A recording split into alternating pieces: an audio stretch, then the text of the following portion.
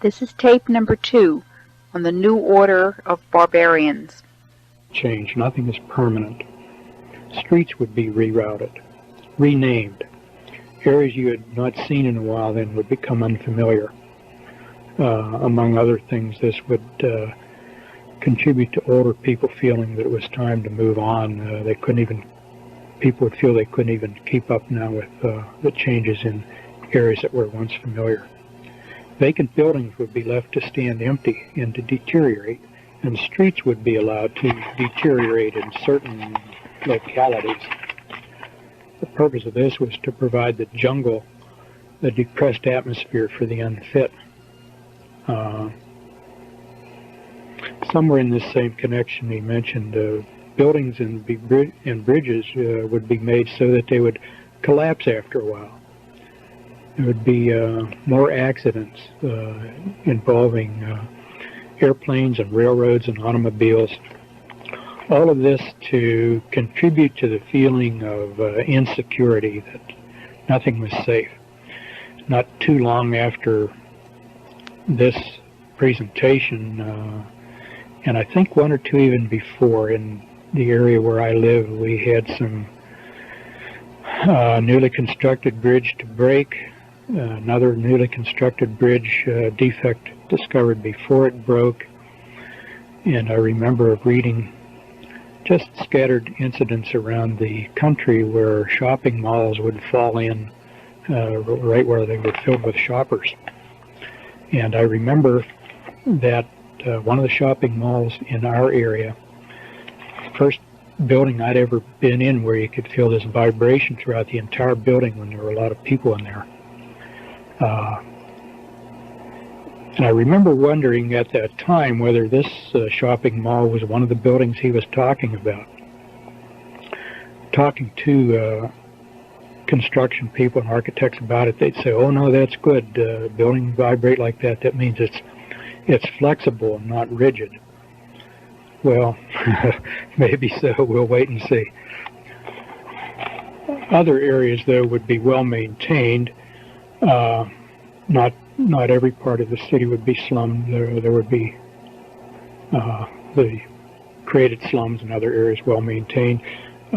Those people able to leave the slum for better areas then would learn to better appreciate the importance of human accomplishment. This meant that if they left the jungle and came to civilization, so to speak, they could be proud of their own accomplishments, that they made it. There was no related sympathy for those who were left behind in the jungle of drugs and deteriorating neighborhoods. And then a statement that was kind of surprising: we think we can effectively limit crime to the slum areas so it won't be spread heavily into better areas. I should maybe point out here, these are obviously not word-for-word quotations after 20 years, but where I say that I'm quoting, I'm giving the general drift of what was said close to word for word, perhaps not precisely so. But anyhow, I remember wondering, how can you be so confident that the criminal element is going to stay where you want it to stay? But he went on to say there would be increased security would be needed in the better areas. That would mean more police, better coordinated police efforts. He did not say so, but I wondered at that time about the moves that were afoot to consolidate all the police departments of suburbs around major cities. I think the John Birch Society was one who was saying, support your local police, don't let them be consolidated. And I remember wondering if that was one of the things he had in mind about security. It was not explicitly stated. But anyhow, he went on to say there would be a whole new industry of residential security systems to develop, with alarms and locks and alarms going into the police department so that people could protect their wealth and their well-being. Because some of the criminal activity would spill out of the slums into better, more affluent-looking areas that looked like they'd be worth burglarizing. But, and again, it was stated like as a redeeming quality, see, we're generating all this more crime, but look how good we are. We're also generating the means for you to protect yourself against the crime. Sort of repeated thing throughout this presentation was the recognized evil, and then the self-forgiveness, saying, well, see, we've given you a way out. American industry came under discussion. It was the first that I'd heard of the term global interdependence, or that notion. The stated plan was that different parts of the world would be assigned different roles of industry and commerce in a unified global system. The continued preeminence of the United States and the relative independence and self-sufficiency of the United States would have to be changed. This was one of the several times where he said, in order to create a new structure, you first have to tear down the old. And American industry was one example of that. Our system would have to be curtailed in order to give other countries a chance to build their industries, because otherwise they would not be able to compete against the United States. And this was especially true of our heavy industries that would be cut back while the same industries were being developed in other countries, notably Japan. And at this point there was some discussion of steel, and particularly automobiles. I remember saying that automobiles would be imported from Japan on a equal footing with our own domestically produced automobiles, but the Japanese product would be better. Things would be made so they would break and fall apart. That is in the United States.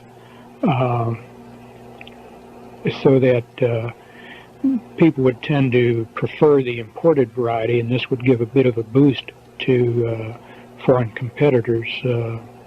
One example was Japanese. In 1969, Japanese automobiles, if they were sold here at all, I don't remember, but they certainly weren't very popular.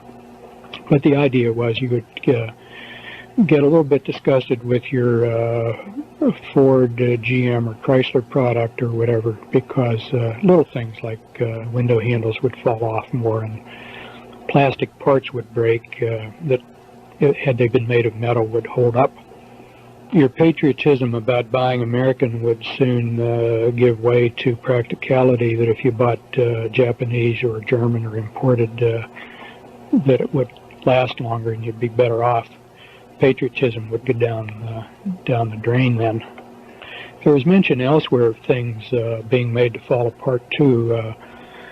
One of the, I don't remember specific items that, if they were even stated other than automobiles, but I do recall having the impression, sort of in my imagination, of a surgeon having something fall apart in his hands in the operating room at a critical time.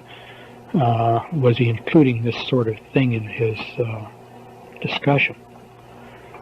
But somewhere in this discussion about things being made deliberately defective and unreliable, not only was to tear down patriotism, but to be just a little source of irritation to people who would use such things.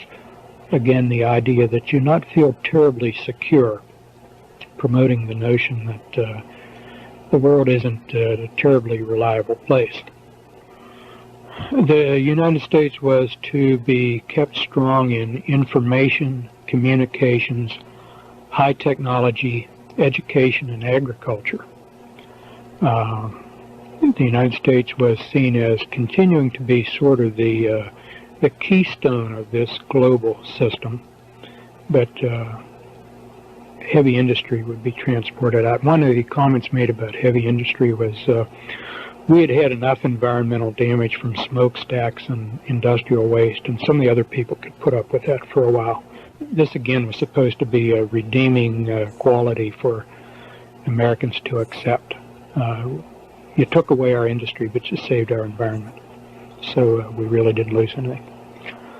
And along this line, there were talks, there was then discussion about people losing their jobs as a result of industry, and opportunities for retraining, and particularly population shifts would be brought about.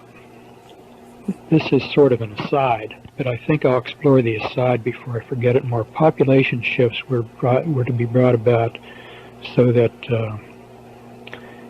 people would be tending to move into the Sun Belt. There would be sort of people without roots in their new locations, and traditions are easier to change in a place where there are a lot of transplanted people as compared to trying to change traditions in a place where people grew up and had an extended family where they had roots.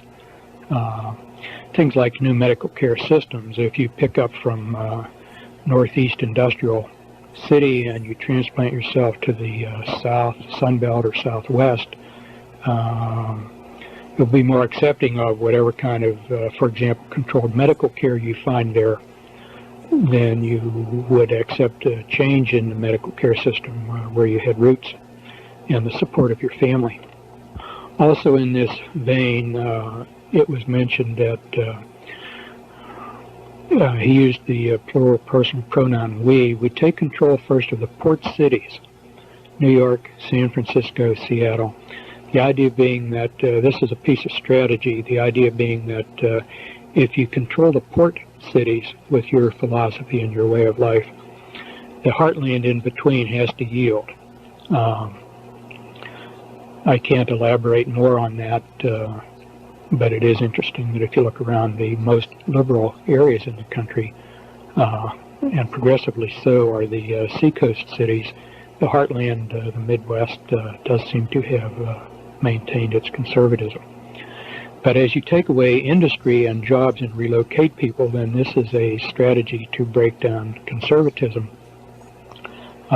When you take away industry and people are unemployed and poor, they will accept whatever change seems to offer them survival, and their morals and their commitment to things will all give way to survival.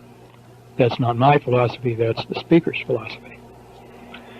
Anyhow, going back to industry, some heavy industry would remain just enough to maintain sort of a seed bit of industrial skills, which could be expanded if the plan didn't work out as it was intended,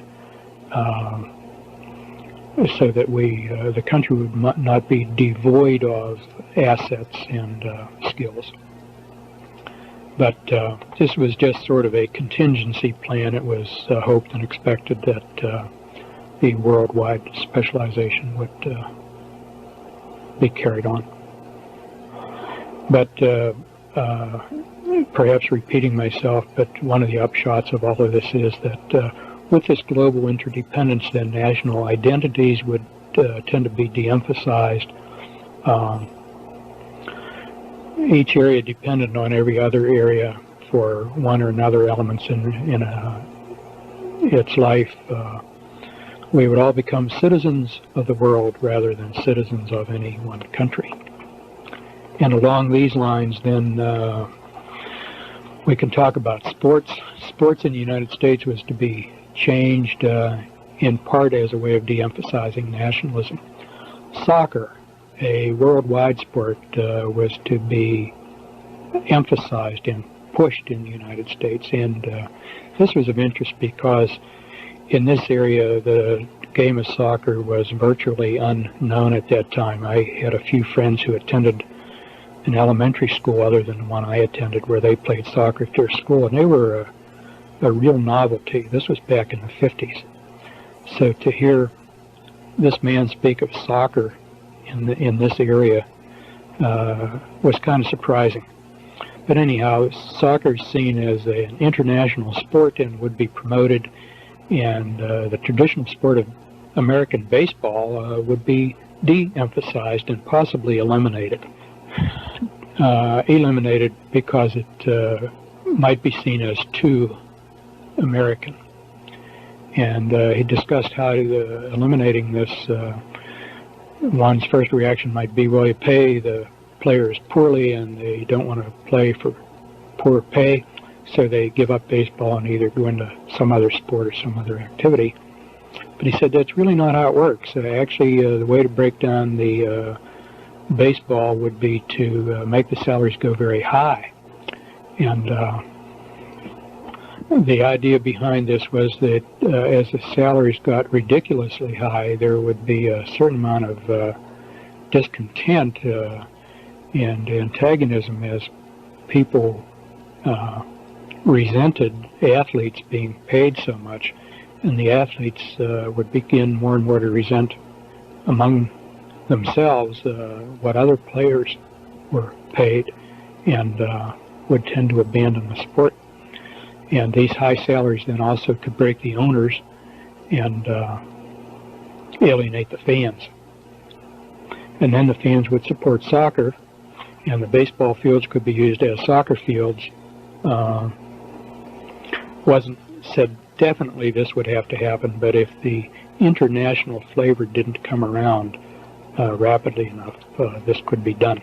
There was some comment along the same lines about football, although I seem to recall he said football would be harder to dismantle because it was so widely in the colleges as well as the professional leagues, and would be harder to tear down. And there was something also about the violence in football that met a psychological need that was perceived, and people have a need for this vicarious violence, and so football for that reason might be left around to meet that vicarious need. Same thing too with hockey. Hockey had more of an international flavor and would be emphasized. There was some foreseeable international competition about hockey, and particularly soccer. At that time, hockey was international between the United States and Canada. I was kind of surprised because I thought the speaker just never impressed me as being at all a hockey fan, and I am. But and it turns out he was not. He just knew about the game and what it would do to this changing sports program. But in any event, soccer was to be the keystone of athletics because it's already a worldwide sport. It's South America and Europe and parts of Asia and the United States should get on the bandwagon. And all this would foster international competition so that we would all become citizens of the world to a greater extent than citizens of our own narrow nations. There was some discussion about hunting. Not surprisingly, hunting requires guns, and gun control is a big element in these plans, and I don't remember the details much, but the idea is that gun ownership is a privilege and not everybody should have guns, and hunting was an inadequate excuse for owning guns, and everybody should be restricted in gun ownership. The few privileged people who should be allowed to hunt could maybe rent or borrow a gun from official quarters rather than own their own. After all, everybody doesn't have a need for a gun, was the way it was put. Very important with sports was sports for girls. Athletics would be pushed for girls, and this was intended to replace dolls. Baby dolls would still be around, a few of them, but you would not see the number and variety of dolls, and dolls would not be pushed because girls should not be thinking about babies and reproduction. Girls should be out on the athletic field just as the boys are. Girls and boys really need not be all that different. Tea sets were to go the way of dolls, and all these things that traditionally were thought of as feminine would be greatly de-emphasized as girls got into more masculine pursuits. And just one of the things I recall was that the sports pages would be full of the scores of girls' teams just right there, right along with the boys' teams. And that's recently begun to, after 20 years, recently begun to appear in our local papers. The girls' sports scores are right along with the boys' sports scores. So all of this to change the role model of what a young girl should look to be while she's growing up. She should look to be an athlete rather than to look forward to being a mother. Entertainment. Movies would gradually be made more explicit as regards sex and language. After all, sex and rough language are real, and why pretend that they are not? There would be pornographic movies in the theaters, on television, and VCRs were not around at that time, but it indicated that these cassettes would be available, and video cassette players would be available for use in the home, and pornographic movies would be available on these VCRs as well as in the neighborhood theater and on your television. It said something like people, you'll see people in the movies doing everything you can think of. Went on to say that, and all of this is to bring sex out in the open. That was another comment that was made several times, a term, sex out in the open.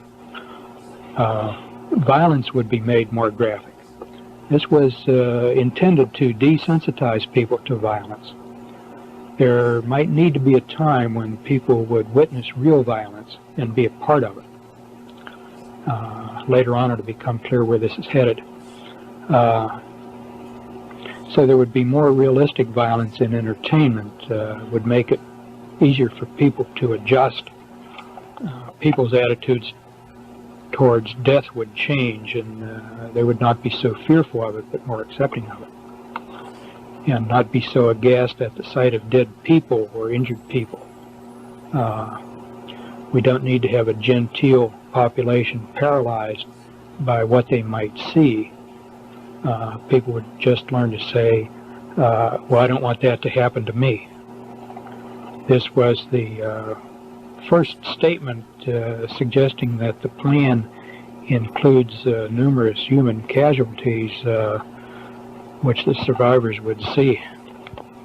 This particular aspect of the presentation came back in my memory very sharply a few years later when a movie about the Lone Ranger came out, and I took my very young son to see it, and early in the movie were some very violent scenes. One, the victim's shot in the forehead, and there was sort of a splat where the bullet entered his forehead and some blood, and I remember regretting that I took my son, and remember of feeling anger toward the doctor who spoke. Not that he made the movie, but he agreed to be part of this movement, and I was repelled by the movie, and it brought back this aspect of his presentation very sharply in my memory. As regards music, he made a rather straightforward statement like, music will get worse. And in 1969, the rock music was getting more and more unpleasant. It was interesting that just his word, the way he expressed it, it would get worse, acknowledging that it was already bad. Lyrics would become more openly sexual. No new sugary romantic music would be publicized like that which had been written before that time. All the old music would be brought back on certain radio stations and records for older people to hear. And older folks would have sort of their own radio stations to hear. And the younger people, their music, as it got worse and worse, would be on their stations. And he seemed to indicate that one group would not hear the other group's music. Older folks would just refuse to hear the junk that was offered to young people, and the young people would accept the junk because it was identified them as their generation and helped them feel distinct from the older generation. I remember at the time of thinking that would not last very long because even young kids wouldn't like the junk. When they got a chance to hear the older music that was prettier, they would gravitate toward it. Unfortunately, I was wrong about that. When the kids get through their teens and into their 20s, some of them improve their taste in music, but unfortunately, he was right. They get used to this junk, and that's all they want. A lot of them can't stand really pretty music. He went on to say the music would carry a message to the young, and nobody would even know the message was there. They just think it was loud music. At the time, I didn't understand quite what he meant by that, but in retrospect, I think we know what the messages are in the music for the young. And again, he was right. This aspect was sort of summarized with a notion that entertainment would be a tool to influence young people, won't change the older people. They're already set in their ways. But the changes would be all aimed at the young who are in their formative years, and the older generation would be passing. Not only could you not change them, but they're relatively unimportant anyhow. Once they live out their lives and are gone, the younger generation being formed are the ones that would be important for the future in the 21st century. He also indicated all the old movies would be brought back again, and I remember on hearing that, through my mind ran quickly the memories of a number of old movies that I wondered if they would be included, the ones that I thought I would like to see again. Along with bringing back old music and old movies for older people, there were other privileges that also would be accorded older folks. Free transportation, breaks on purchases, discounts, tax discounts, a number of privileges just because they were older. And this was stated to be sort of a reward for the generation which had grown up through the Depression and had survived the rigors of World War II. They had deserved it, and they were going to be rewarded with all these goodies. And the bringing back of the good old music and the good old movies was going to help ease them through their final years in comfort. Then the presentation began to get rather grim, because once that generation passed, and that would be in the late 80s and the early 90s, where we are now, most of that group would be gone. And then gradually things would tighten up, and the tightening up would be accelerated. The old movies and old songs would be withdrawn. The gentler entertainment would be withdrawn.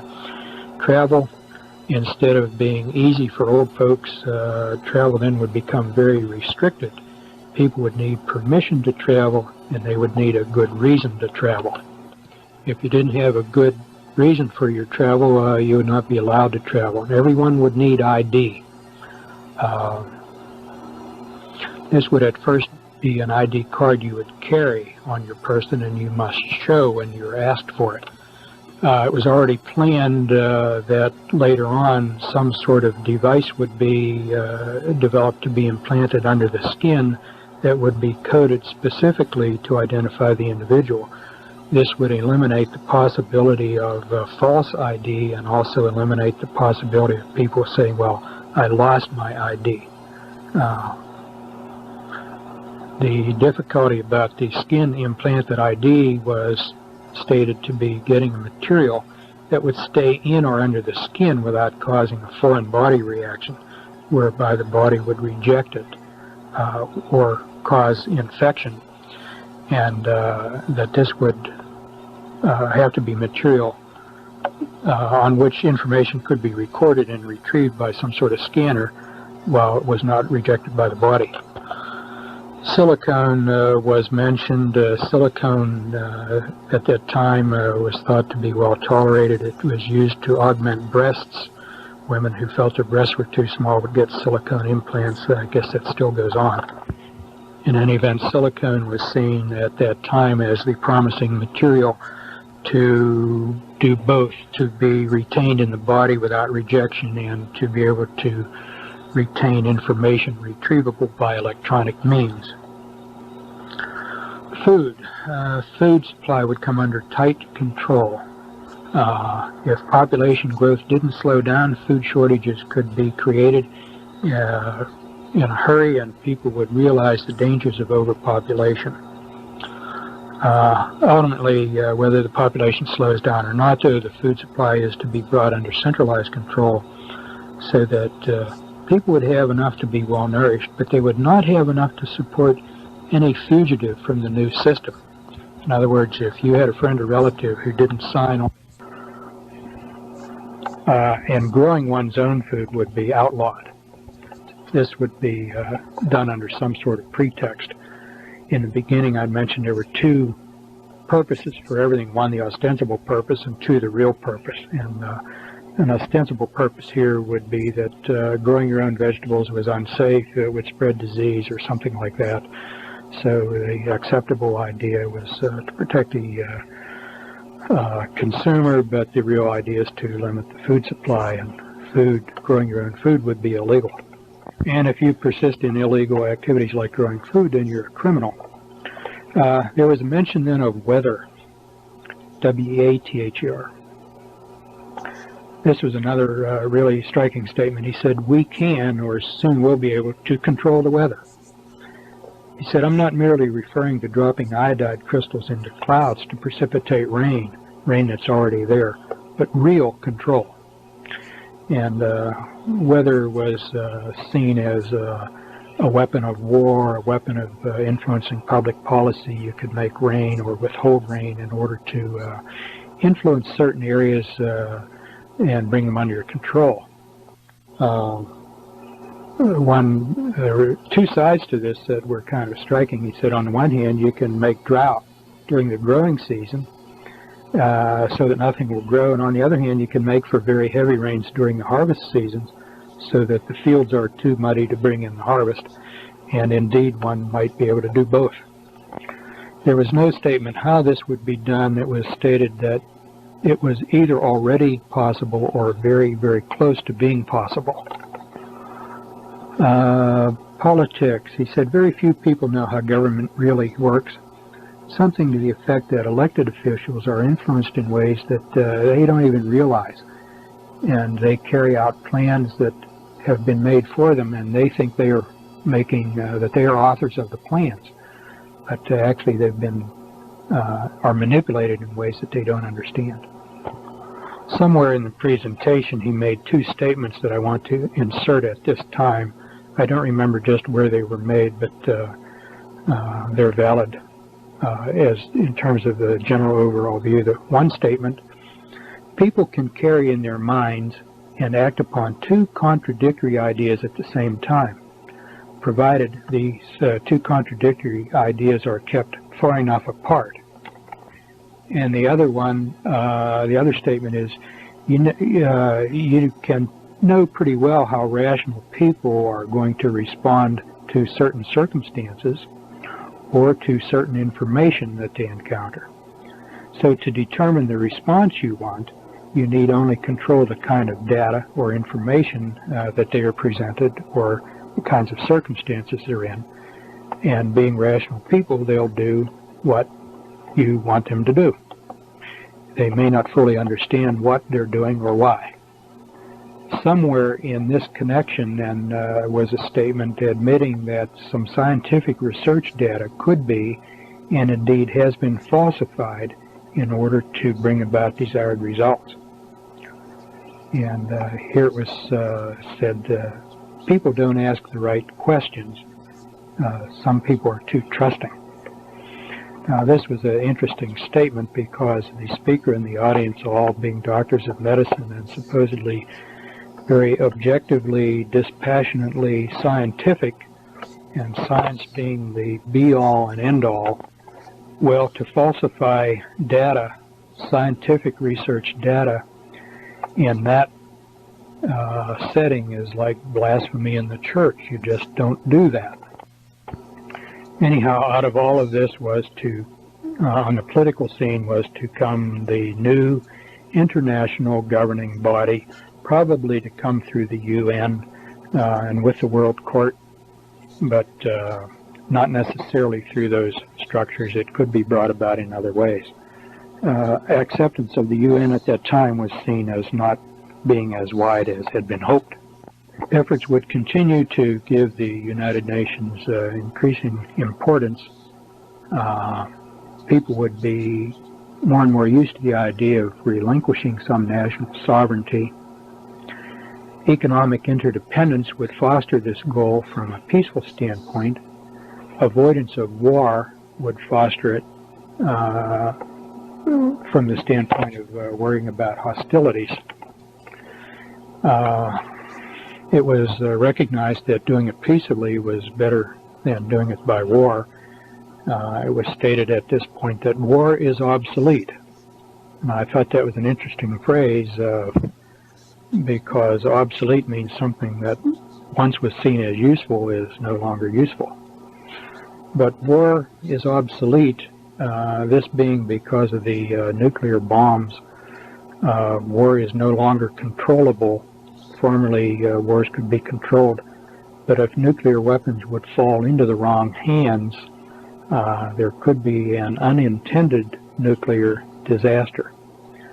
It was not stated who the wrong hands are. We were free to infer that maybe this meant terrorists, but in more recent years I'm wondering whether the wrong hands might also include people that we've assumed have had nuclear weapons all along. Maybe they don't have them.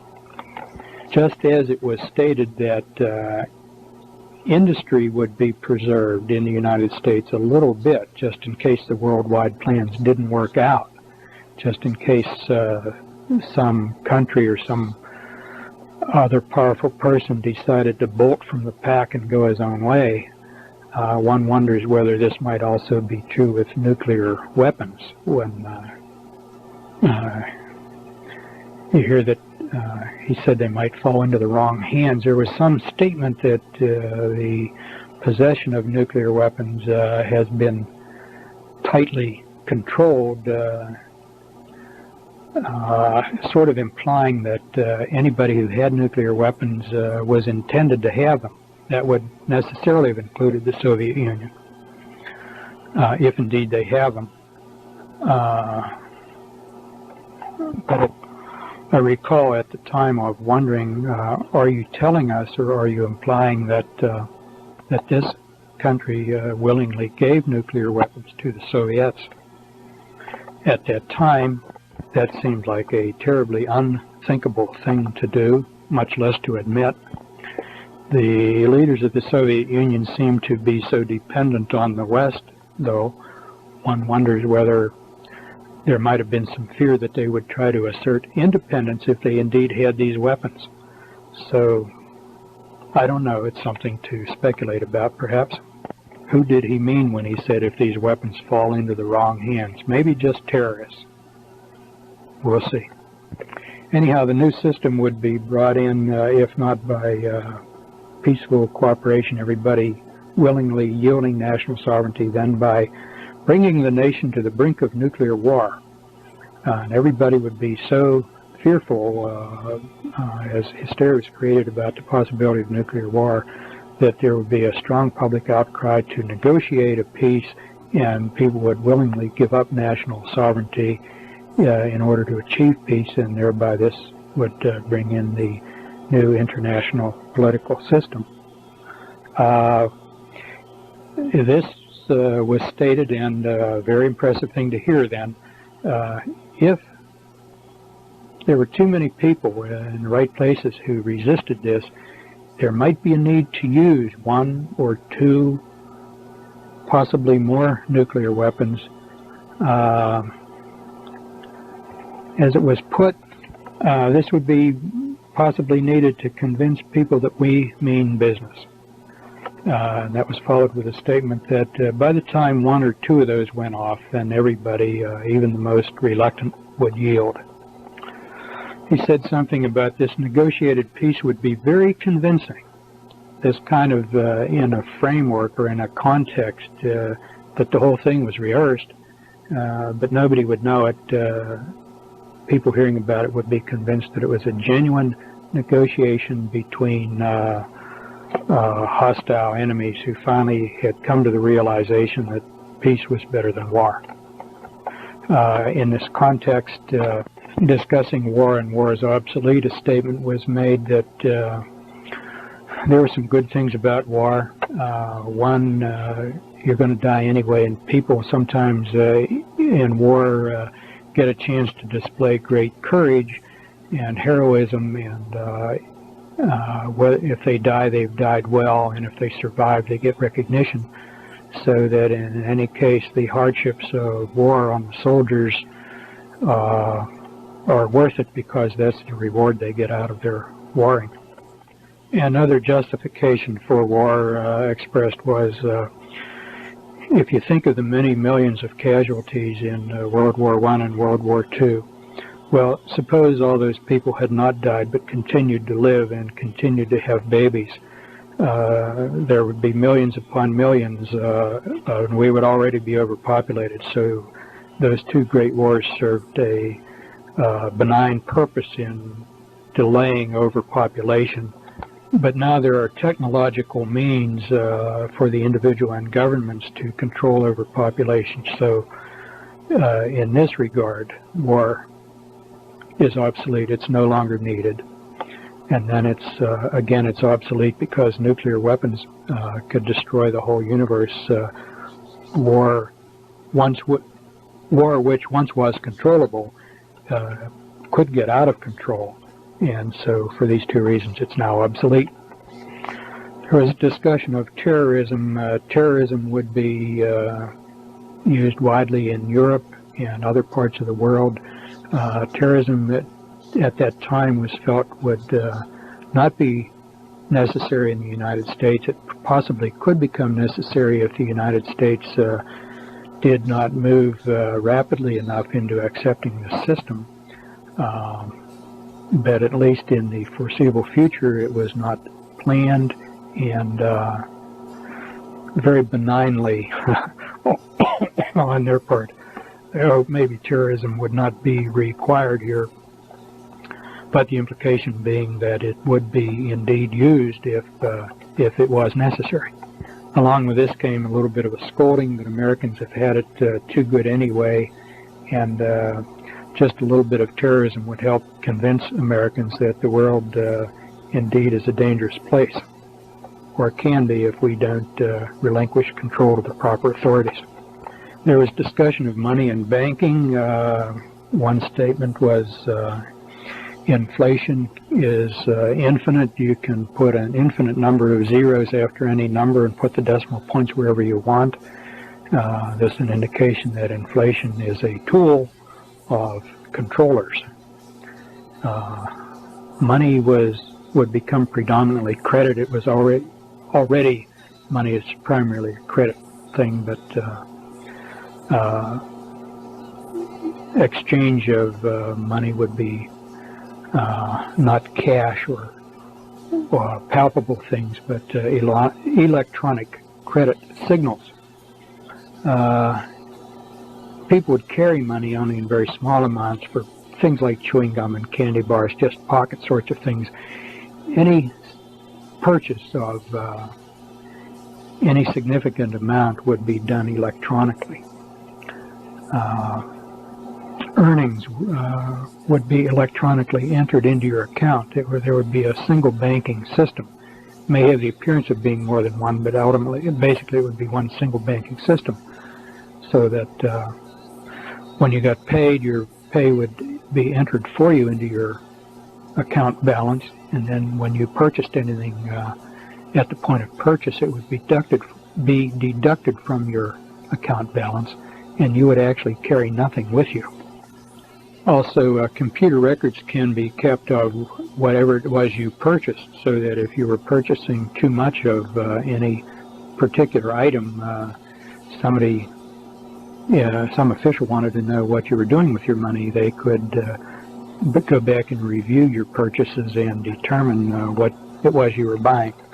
There was a statement to the effect that any purchase of significant size, like an automobile, a bicycle, a refrigerator, a radio, or television, or whatever, might be have some sort of identification on it where it could be traced, so that very quickly anything which was either given away or stolen, whatever, authorities would be able to establish who purchased it and when.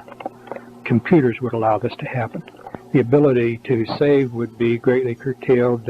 People would just not be able to save any considerable degree of wealth. There was some statement of recognition that wealth represents power, and wealth in the hands of a lot of people is not good for the people in charge, so that if you save too much, you might be taxed.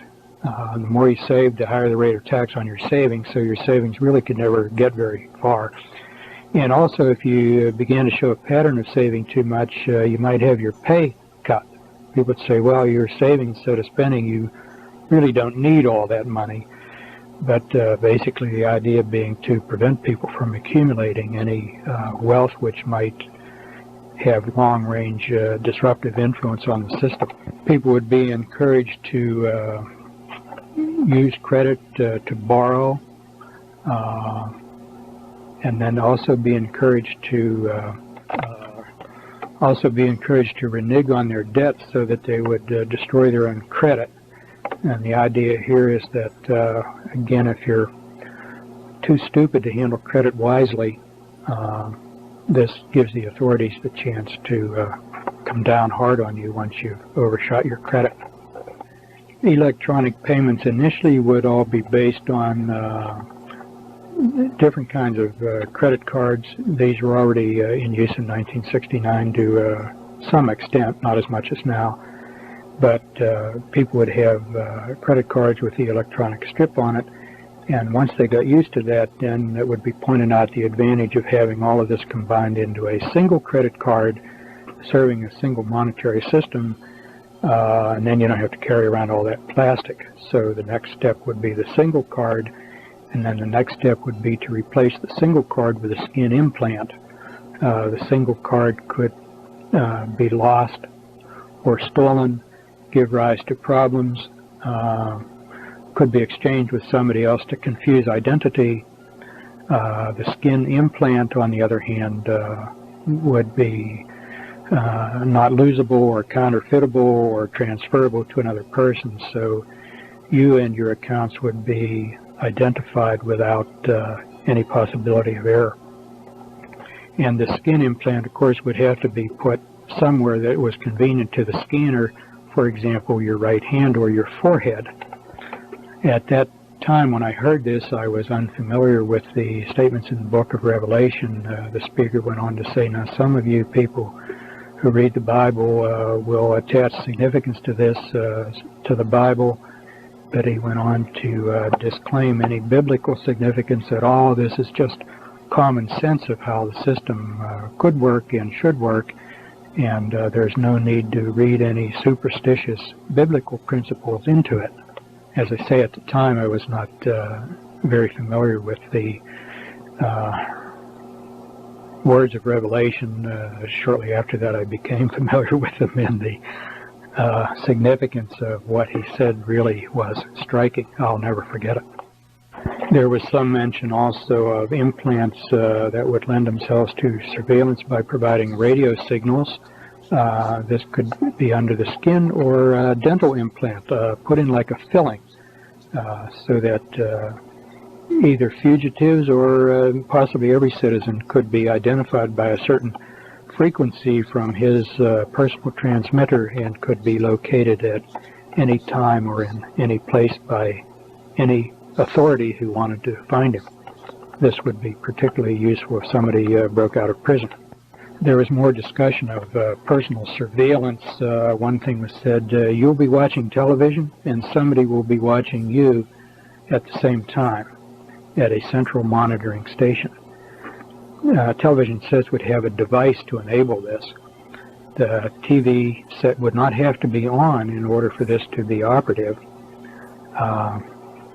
Also, the television set can be used to monitor what you are watching. People can tell what you're watching on the TV and how you're reacting to what you're watching.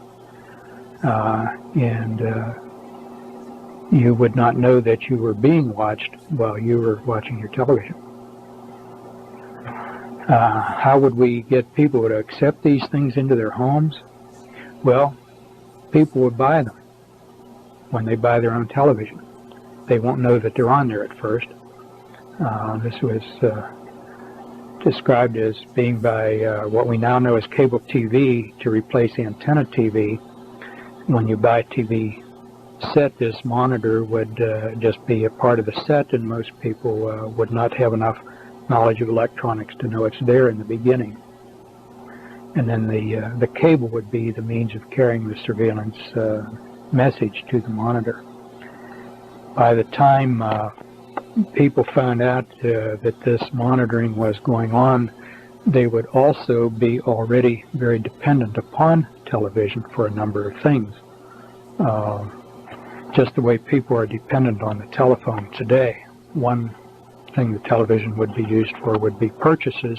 You wouldn't have to leave your home to purchase. You just turn on your TV, and there would be a way of interacting with the television channel to the store that you wanted to purchase, and you could flip the switch from place to place to choose a refrigerator or clothing. This would be both convenient, but it also would make you dependent on the television, so that the built-in monitor is something you could not do without. There was some discussion of audio monitors too, just in case the authorities wanted to hear what was going on in rooms other than where the television monitor was. And in regard to this, statement was made, any wire going into your house, for example, your telephone wire, could be used this way. I remember this in particular because it was fairly near the end of the presentation, and as we were leaving the meeting place, I said something to one of my colleagues about going home and pulling all the wires out of the house, except that I knew I couldn't get by without the telephone. And the colleague I spoke to just seemed numb. To this day, I don't think he even remembers what we talked about or what we heard that time, because I've asked him. But at that time, he seemed stunned. Before all these changes would take place with electronic monitoring, it was mentioned that there would be service trucks all over the place working on the wires and putting in new cables. This is how people who were on the inside would know how things were progressing. Privately owned housing would become a thing of the past. Cost of housing and financing housing would gradually be made so high that most people couldn't afford it. People who already owned their houses would be allowed to keep them, but as years go by, it would be more and more difficult for young people to buy a house. Young people would more and more become renters, particularly in apartments or condominiums. More and more unsold houses would stand vacant. People just couldn't buy them. But the cost of housing would not come down. You'd right away think, well, the vacant house, the price will come down, people will buy it, but there was some statement that to the effect that the price would be held high, even though there was many of them available, so that free marketplaces would not operate. People would not be able to buy these, and gradually more and more of the population would be forced into small apartments which would not accommodate very many children. Then as the number of real homeowners diminished, they would become a minority. There would be no sympathy for them from the majority who dwelled in apartments, and then these homes could be taken by increased taxes or other regulations that would be detrimental to home ownership and would be acceptable to the majority. Ultimately, people would be assigned where they would live, and it would be common to have non-family members living with you. This by way of your not knowing just how far you could trust anybody. This would all be under the control of a central housing authority. Have this in mind in 1990 when the census comes out and they ask how many bedrooms in your house, how many bathrooms in your house, do you have a finished game room? This information really is personal and of no national interest to government under our existing Constitution, but you'll be asked those questions and decide how you want to respond to them. When the new system takes over, people will be expected to sign allegiance to it, indicating they don't have any reservations or holding back to the old system. There just won't be any room, he said, for people who won't go along. We can't have such people cluttering up the place, so such people would be taken to special places. And here I don't remember the exact words, but the inference I drew was that at these special places where they were taken, then they would not live very long. He may have said something like disposed of humanely, but I don't remember very precisely, just the impression that the system was not going to support them when they would not go along with the system. That would leave death as the only alternative. somewhere in this vein, he said there would not be any martyrs. When I first heard that, I thought he meant that people would not be killed, but as the presentation developed, what he meant was they would not be killed in such a way or disposed of in such a way that they could serve as inspiration to other people the way martyrs do. Rather, he said something like this: people will just disappear. Just a few additional items sort of thrown in here at the end, which I failed to include where they belong more appropriately. One, the bringing in of the new system, he said, probably would occur on a weekend in the winter. Everything would shut down on Friday evening, and Monday morning when everybody awakened, there would be an announcement made that the new system was in place. During the process of getting the United States ready for these changes, he commented everybody would be busier with less leisure time and less opportunity for people to really look about and see what was going on around them. Also, there would be more changes, more difficult to keep up as far as one's investments. Investment instruments would be changing, policies, interest rates changing, so that it would be a difficult job just to keep up with what you had already earned. Interesting about automobiles, it would look as though there were many varieties of automobiles, but when you looked very closely, there would be great duplication. It would be made to look different with chrome and wheel covers and this sort of thing, but looking closely, one would see that the same automobile was made by more than one manufacturer. This recently was brought home to me when I was in a parking lot and saw a small Ford, I forget the model, and a small Japanese automobile, which were identical, except for little things like the number of holes in the wheel cover and the chrome around the plate and the shape of the grille. But if you looked at the basic parts of the automobiles, they were identical. They just happened to be parked side by side where I was struck with this, and I was again reminded of what had been said many years ago. I'm hurrying here because I'm near the end of the tape, and let me just summarize by saying to hear all of these things said by one individual at one time in one place, relating to so many different human endeavors, and then to look and see how many of these actually came about, that is, changes accomplished between then and now, and the things which are planned for the future. I think there's no denying that this is controlled, and there is indeed a conspiracy.